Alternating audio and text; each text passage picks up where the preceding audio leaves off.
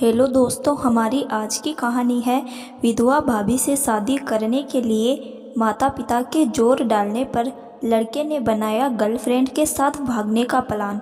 कहानी पसंद आए तो कहानी को लाइक और चैनल को सब्सक्राइब जरूर करें। आदित्य के घर में घुसते ही पापा पापा शब्द सुनकर आदित्य के पैर ठिठक गए। मुस्कुराकर आदित्य सीमा को गोद में उठाकर प्यार करने लगा और सीमा से खेलने लगा। सीमा ने फिर से पापा कहा। आदित्य पूरे दिन की थकान भूल गया और सीमा के साथ खेलने लगा और आदित्य के गोद में सीमा किलकारी मारकर हंसने लगी। सीमा 1 वर्ष की चुलबुली लड़की, बोलना अभी आरंभ ही किया है, 2-4 शब्द ही बोलती है। आज पहली बार पापा बोला है। बैठक में सीमा की माँ रचना यादों में खो गई। सीमा के पापा बोलने और आदित्य को पापा समझने पर वह क्या प्रतिक्रिया दे, क्या सोचे और क्या करे, कुछ नहीं सूझ रहा था। उसकी आंखें झलक गई। दुपट्टे से आंखों को ढककर अंदर कमरे में चली गई और फबक कर रोने लगी। रचना बिस्तर पर धम से गिर गई। मालूम नहीं कब तक तकिए भिगोती रही। रात हो चुकी थी। अंधेरे को दूर करने की कोई दिलचस्पी नहीं थी रचना में। सीमा के पापा शब्द उसके दिमाग में गूंजते रहे। सीमा 1 घंटे तक आदित्य के साथ खेलती रही। फिर उसे भूख लगी और आदित्य की गोद से नीचे उतर भागी। सीमा की दादी सीमा के पीछे रचना के कमरे में गई। बत्ती जलाई। बत्ती जलते रचना चौंक गई। फटाफट बिस्तर से उठी और सीमा को गोद में लिया। मैं सीमा के लिए दाल बनाती हूँ, इसका खाने का समय हो गया है।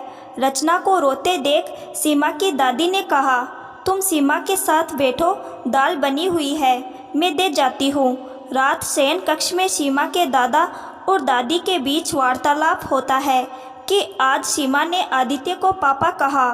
आदित्य की उम्र विवाह योग्य है, ऑफिस का काम भी अच्छी तरह संभाल रहा है।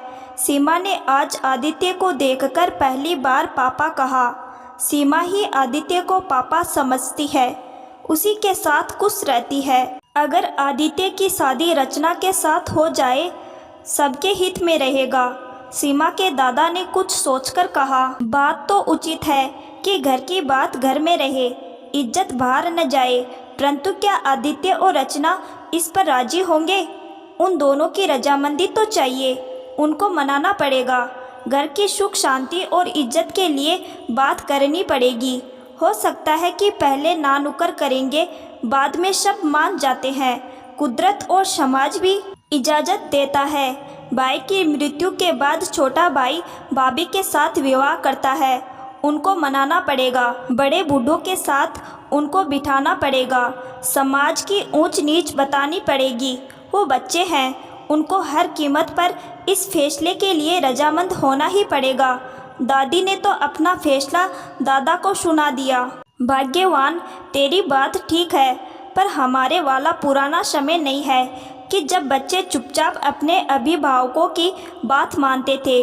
विवाह के लिए बड़े बूढ़े ही लड़का लड़की देखते थे। लड़का लड़की एक दूसरे को विवाह के समय ही देखते थे। आज वो बात नहीं है। यदि आदित्य की पसंद कोई और है, क्या उस पर अपना फैसला थोपना उचित होगा? दादी ने पलटकर कहा, तुम अपनी जायदाद संपत्ति प्रॉपर्टी का बंटवारा कर दोगे। रचना इस घर में नहीं रहेगी तो उसका हिस्सा तो है। जवान है, आदित्य की हम उम्र है। सीमा उसको पापा समझती है। तुमको पहल करनी है। रचना के माँ बाप के पास कल सुबह संदेश भेजो। रचना से मैं बात करती हूँ, उसके माँ बाप से उस पर दबाव डलवाना तुम्हारा काम है। आदित्य से हम दोनों बात करेंगे। अपने छोटे मामा की बात बहुत मानता है। भाई से मैं बात करती हूँ। दादा और दादी का आदित्य के साथ रचना के विवाह के पीछे मुख्य कारण परिवार की अटूट संपत्ति है, जिसका वे बंटवारा नहीं चाहते। उनका बड़ा बेटा पिछले वर्ष एक सड़क दुर्घटना में परलोक रवाना हो गया। उसके विवाह को केवल 1 वर्ष हुआ था। रचना गर्भ से थी। सीमा ने शुरू से आदित्य को ही देखा, उसी को पापा समझती है। हम उम्र आदित्य और रचना के विवाह में उनको कोई आपत्ति नहीं नजर आई। धर्म और समाज ने ऐसे विवाह को मान्यता दे रखी है। उधर आदित्य और शिवानी कॉलेज से ही एक दूसरे के नज़दीक थे। नज़दीकियाँ प्यार में बदल चुकी थी। दोनों अपने परिवार से विवाह की अनुमति मांगते, तभी आदित्य के भाई के निधन के कारण शोकाकुल वातावरण में बात नहीं हो सकी। बरसी के बाद ही कुछ हो सकता है। पिछले महीने बरसी भी हो गई। इधर आदित्य के माँ बाप आदित्य और रचना के विवाह पर चर्चा कर रहे थे और उसी रात उसी समय आदित्य और शिवानी भी अपने विवाह के लिए सपने देख रहे थे। अपने परिवारों से अनुमति लेने की बात कर रहे थे। अगली सुबह का सबको इंतजार था। आदित्य से पहले उसके माँ बाप बिस्तर छोड़ काम में जुट चुके थे। आदित्य का छोटा मामा तड़के ही बहन बहनोई की सेवा में हाजिर था। दादी ने रात सोने से पहले ही छोटे भाई को फ़ोन कर दिया था। सुबह चाय की चुस्कियों में भी भाई को समझा दिया कि यह विवाह उनके लिए कितना महत्वपूर्ण है। घर की संपत्ति और इज्जत किसी भी हालत में दहलीज पार नहीं जानी चाहिए। समय की नज़ाकत देखते हुए छोटे मामा फटाफट रचना के मायके पहुंच गए। सुबह सुबह बिना कोई इत्तला के अचानक छोटे मामा को देख रचना के माँ बाप सोच में आ गए। झट से नाश्ते के इंतजाम में जुटे तो छोटे मामा ने बिना किसी औपचारिकता के रचना और आदित्य के विवाह का प्रस्ताव रखा। कुछ चुप्पी के पश्चात उन्होंने छोटे मामा से पूछा कि क्या रचना से बात की? पहले तो आपकी रजामंदी होनी चाहिए, फिर रचना से बात आप कीजिए। वक्त का तकाजा है। आप रचना की उम्र देखो, मात्र 25 में विधवा, पूरी जिंदगी है, 1 वर्ष की बच्ची है, कुछ जिस्मानी ज़रूरतें होती है, प्रकृति के नियम है जिसको दबाना कुदरत के विरुद्ध है। हमारे समाज में एक विधवा का दूसरा विवाह आज भी लगभग असंभव है। अमेरिका यूरोप की बात और है, परंतु हमारा समाज, हमारी मान्यताएं भिन्न है। इन सबको ध्यान में रखकर जवान विधवा भाभी के साथ कुंवारे देवर के विवाह की प्रथा है। हमारे परिवार को कोई आपत्ति नहीं है, आपको भी नहीं हो सकती। मुझे ऐसा प्रतीत होता है। रचना की रजामंदी आप लीजिए, लेकिन उसको समझाना आपका कर्तव्य है। छोटे मामा के कथन में आदेश था। चलते चलते छोटे मामा ने कहा कि इस शुभ कार्य में विलंब नहीं होना चाहिए। यदि संभव हो तो मेरे साथ चलिए और लगे हाथ रचना से भी बात कर लीजिए। छोटे मामा कोई समय नहीं देना चाहते थे जिससे कोई विघ्न पड़े। रचना के माँ बाप कुछ सोचे उससे पहले छोटे मामा ने कहा, कार में बातें कर लेंगे, चलिए। सुनने भाव से रचना के माँ बाप छोटे मामा के साथ कार में बैठ गए। रचना के आदित्य के साथ विवाह का प्रस्ताव उनको भी भाया। विधवा बेटी के पुनर्विवाह में अड़चन आ सकती है। आज तो उसके सास ससुर खुद विवाह को राजी है। यदि वे प्रस्ताव ठुकरा देते हैं तब हो सकता है कि उसको मायके जाने को कह दे। रचना के भाई बहन क्या पूरी जिंदगी उसका साथ दे सकेंगे? कार में बैठे रचना के माँ बाप इस निर्णय पर पहुंच गए कि रचना के सुखमय भविष्य के लिए रचना और आदित्य की विवाह का प्रस्ताव स्वीकार कर लिया जाए। रचना के घर पहुंचकर उसके सास ससुर से औपचारिकता पूर्ण बात हुई। रचना की माँ रचना से बात करने उसके कमरे में चली गई और पिता आदित्य के पिता से बातचीत करते रहे। रचना प्रस्ताव सुनकर असमंजस में पड़ गई कि क्या उत्तर दे। आखिर बेटी सीमा की खातिर उसने हाँ कर दी। मात्र 25 की उम्र में विधवा होना किसी श्राप से कम नहीं है। पिता की कमी सीमा को रहेगी। उसके सास ससुर के बाद आदित्य और उसका परिवार क्या उसको घर में मान सम्मान देगा? उसके घर में क्या हैसियत होगी? क्या दूध में मक्खी की तरह उसको निकाल दिया जाएगा? उसकी इस घर में और अपने घर में क्या स्थिति होगी? उसकी अपनी ज़रूरतें क्या सारी जिंदगी मन मारकर बितानी पड़ेगी? अनिश्चित भविष्य से अच्छा इस विवाह के प्रस्ताव को कबूल करना ही ठीक रहेगा। जब दोनों परिवार इस मिलन को स्वीकृति दे रहे हैं तब उसको इस रिश्ते में बंध जाना चाहिए। हालांकि उसने कभी आदित्य को पति के स्थान पर नहीं देखा। प्रकृति और समय के आगे चाहे अनचाहे कभी उन कार्यों को पूरी उम्र करना पड़ता है और रिश्तों को निभाना पड़ता है। शुरुआत भले अनचाहे हो, कुछ समय बाद रिश्तों की गहराई में डूब जाता है। हर गम को भूलकर नए रिश्ते बनाता चला जाता है और समर्पण के साथ निभाता जाता है। मानव प्रवृत्ति को खुद मानव नहीं जान सका है। दोनों परिवारों ने आदित्य और रचना के रिश्ते को मान्यता दे दी। आदित्य जब नाश्ते के लिए अपने कमरे से निकलकर बैठक में आया तो छोटे मामा सोफे पर बैठे चाय की चुस्कियों के साथ अखबार पढ़ रहे थे। मामा कब आए? कहता हुआ आदित्य अपने प्रिय मामा के बगल में बैठ गया। छोटा मामा और आदित्य लगभग एक ही उम्र के हैं, सिर्फ 5 वर्ष का अंतर है दोनों की उम्र में। छोटे मामा सिर्फ 5 वर्ष बड़े हैं आदित्य से, अतः दोनों में अच्छी और पक्की दोस्ती थी और एक दूसरे से घुले मिले थे। मुबारक हो आदित्य, बहुत बहुत बधाई। बहुत क्या, लख लख बधाइयाँ, कहते हुए छोटे मामा ने आदित्य का हाथ पकड़कर जोर से हिलाया। किस बात की बधाई दे रहे हो? आदित्य छोटे मामा के हाथ से अखबार लिया और सुर्खियाँ पढ़ने लगा। भाई, तुम्हारी शादी की बधाई दे रहा हूँ। मामा, मजाक करने के लिए सुबह और कोई नहीं मिला? मजाक नहीं, सही कह रहा हूँ, हमने तुम्हारी शादी पक्की कर दी है। शादी? मेरी और मुझे नहीं मालूम। मामा, मुझे खींचो मत। लो, इसमें खींचने की बात नहीं है, सचमुच में हमने तुम्हारी शादी तय कर दी है, मेरे से बिना पूछे। आदित्य अभी भी छोटे मामा का मजाक ही समझ रहा था।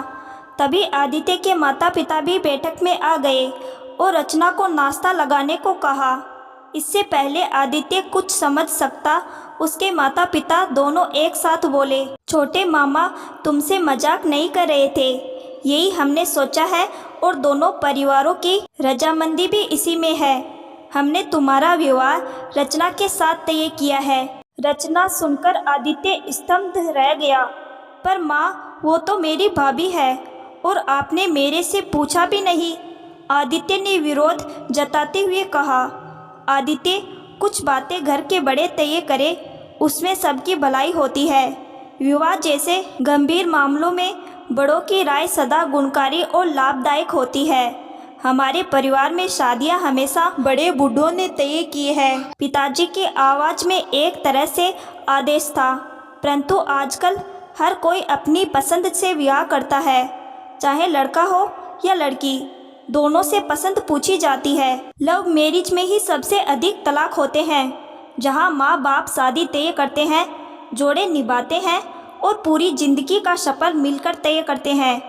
कहीं झगड़ा होता भी है तो बड़े बूढ़े मार्गदर्शन करते हैं और सुलह हो जाती है। लव मैरिज में जरा सी खटपट हुई नहीं, तलाक की नौबत हो जाती है। दोनों में सुलह कराने कोई बीच में नहीं पड़ता। पापा, मैं किसी और से प्यार करता हूँ और आपसे उसके बारे में बात करना चाहता हूँ। प्रेम शादी से पहले नहीं, बाद में होता है। जिसे तुम प्यार कहते हो वह सिर्फ आकर्षण होता है। मेरा और तुम्हारी माँ का प्रेम आज तक कायम है और हर रोज गाढ़ा होता है। तुम अपने चहेते छोटे मामा से पूछो कि क्या वो तुम्हारी छोटी मामी से प्यार नहीं करता है। छोटे मामा ने हाँ में हाँ मिलाई। आदित्य, जीजाजी बिल्कुल ठीक कहते हैं। असली प्रेम क्या होता है, उसकी अनुभूति विवाह के बंधन में बंधने के बाद होती है। हर रोज एक नया और ताज़ा प्रेम। भांजे, जीजाजी की बात में दम है। जीजाजी की सुजाई थी तुम्हारी मामी, एकदम शुद्ध देसी घी है तेरी मामी। मामा, तुम भी पापा की हाँ में हाँ मिला रहे हो। मेरी तो सुनो, हमने सबके भले की सोचकर ही यह निर्णय लिया है। तुम और रचना एक उम्र के हो, दोनों सुंदर हो और सीमा तुम्हें पिता समझती है, लेकिन मैं रचना को भाभी की तरह देखता हूँ। आदित्य ने रिश्ते को नकारने के लिए कहा। आदित्य, तुम पत्नी की तरह देखो, रचना अब तुम्हारी पत्नी है। बस शुभ मुहूर्त निकलवा कर तुम दोनों की शादी होनी है, तब तक समय है। पत्नी की तरह देखना आरंभ करो, क्योंकि यही हमारे परिवार के हित में है। हम बिल्कुल नहीं चाहते कि हमारी इज्जत और दौलत कहीं बाहर जाए।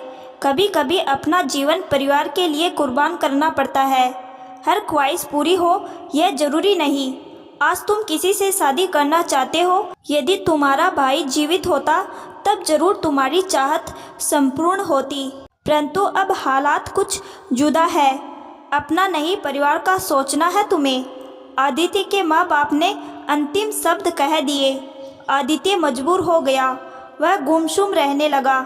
माता पिता समझते थे कि एक बार शादी हो गई तब धीरे धीरे समय के साथ सब ठीक हो जाएगा। शादी की तैयारियां शुरू हो गई। आदित्य का मन किसी भी काम में नहीं लग रहा था। उसके दिल दिमाग में शिवानी बसी हुई थी। कैसे उसके स्थान पर भाभी रचना को बिठाए। शिवानी को भूलना आसान नहीं था। शिवानी से एक दो बार मिला। शिवानी कहती रही, आदित्य सुनता रहा। घर छोड़कर शिवानी के साथ भागकर अलग दुनिया बसाने का ख्याल आया, परंतु शिवानी ने समर्थन नहीं किया। जब हमने प्यार किया है तो डरे क्यों? सबके साथ सबके सामने विवाह के बंधन में बंधेंगे। पूरी जिंदगी भगोड़े नहीं बनना। शिवानी घर छोड़कर भागकर शादी करने के पक्ष में नहीं थी। आदित्य मेरे परिवार की इज्जत और प्रतिष्ठा है। मैं भागकर अपने परिवार की मान, प्रतिष्ठा और इज्जत पर बट्टा नहीं लगाऊंगी। शिवानी उसके साथ भागने को तैयार नहीं थी। आदित्य के माता पिता रचना के साथ विवाह को आतुर थे। वे शिवानी को बहू बनाने को तैयार नहीं थे। उनकी अपनी मजबूरी थी। शिवानी का साथ न मिलने पर मजबूर आदित्य भाभी रचना के साथ पवित्र अग्नि के समक्ष 7 फेरे लेकर विवाहित हो गया। 7 फेरे और 7 वचन रचना के साथ ले रहा था, लेकिन उसकी आंखों के आगे शिवानी का खूबसूरत चेहरा आ रहा था। उसे ऐसा एहसास हो रहा था कि वह 7 फेरे रचना के साथ नहीं बल्कि शिवानी के साथ ले रहा है। वास्तविकता कुछ जुदा थी। विधिवत रूप से उसने रचना को पत्नी स्वीकार किया। घर में सभी प्रसन्न थे कि घर की इज्जत घर में रही और व्यापार का भी बंटवारा नहीं हुआ। आदित्य के माता पिता और छोटे मामा सबसे अधिक प्रसन्न थे। आदित्य का मन कहीं और तन कहीं। वो क्या कर रहा है उसे खुद एहसास नहीं। बस जैसा परिवार चाह रहा था करता रहा। एक शिवानी का आसरा था, वो भी साथ निभाने को तैयार नहीं हुई। लेकिन मन मस्तिष्क से भूल जाना भी इतना आसान नहीं था, और जो जीवन संगिनी बनी उसे दिल में बसाना आसान नहीं था। रात कमरे में आदित्य पंखे को टकटकी लगाकर देख रहा था। करवट बदली और जिस्म रचना के जिस्म से मिला। मन में शिवानी के ख्वाबों के साथ रचना को बाहों में लिया। तन रचना के साथ मिल गया, परंतु मन शिवानी में उलझा हुआ था। उसे इस बात का इल्म नहीं था कि प्रेम के पलों में वह शिवानी बुदबुदा गया। एक पल को शिवानी शब्द सुनकर रचना का जिस्म सुन हो गया। उसका मन भी विचलित हो गया कि आदित्य के मन में आज भी शिवानी बसी है। क्या उसकी शादी महज औपचारिकता है? तन जुड़ गया है, मन में क्या है? क्या शिवानी के साथ मन का रिश्ता है? एक सफल वैवाहिक जीवन में तन और मन दोनों का जुड़ना जरूरी है। अभी तो तन ही जुड़ा है, मन कब जुड़ेगा? रचना ने समय के लिए छोड़ दिया। समय ही घाव देता है और मरहम भी वो ही लगाता है। शादी के 1 साल बाद विधवा हो गई और अब फिर सुहागन। समय की ताकत का उसे अंदाजा बखूबी इस छोटी उम्र में हो चुका था। उसने आदित्य से कभी इस बात का जिक्र नहीं किया कि प्रेम में आदित्य शिवानी बुदबुदाता है। वह समझ गई कि शिवानी अभी भी आदित्य के दिल में है। आदित्य के साथ तन का संबंध तो गाढ़ा हो गया है, परंतु मन एक होने में कुछ और समय लगेगा। 1 वर्ष बीत गया। शिवानी का भी विवाह हो गया। सीमा के भाई सोनू ने पदार्पण किया। परिवार में खुशियां छा गई। माता पिता की खुशियों का कोई ठिकाना नहीं था। एक पोत्री और एक पौत्र के साथ परिवार संपूर्ण हो गया। उससे अधिक खुशी इस बात की थी कि आदित्य रचना के करीब आ गया था। उसका ध्यान अपने से अधिक रखता था, हर छोटी बड़ी बात की फिक्र रखता। रचना भी आश्वस्त थी कि आदित्य देर से सही मन से भी उसके समीप आ रहा है। बीतते समय के साथ आदित्य का मन रचना में रम गया। तन के साथ मन भी जुड़ गए। रचना ने कभी आदित्य से शिवानी का जिक्र नहीं किया। अपने दाम्पत्य जीवन और गृहस्थी में कोई विघ्न नहीं लाना चाहती थी। अब उसने शिवानी कहना भी छोड़ दिया था।